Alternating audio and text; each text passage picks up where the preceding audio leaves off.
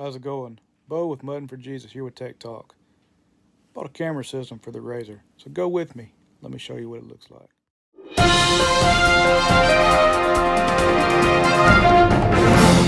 know when you got a Highlifter, you can't see nothing out the back. More especially when you got stickers and fire extinguisher and other stuff back there in the way. Well, check out that rear view mirror. You will see with that one. And if you need to come up on something on the front, look at there. Got a front camera as well. Stole this idea from a buddy of mine. He's got, it's a Kawasaki. I can't remember now what it is. But it had one in it. I think he's got a lot more cameras, but two's all I needed. But I got the idea from him, thought it was neat. Ordered those brackets from Amazon. And it was open on the back, like a bunch of little air duct shields, and it's got speakers and stuff.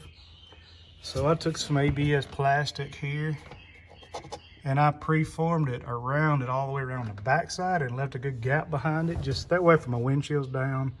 It's not gonna take some direct dust. But we'll see how this works out. It wasn't too expensive, bought it off Amazon.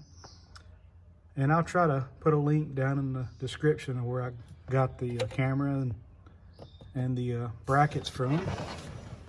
But I'll do a quick show you what the camera looks like. And the way it wires up, it's got a hot, ground, and a remote.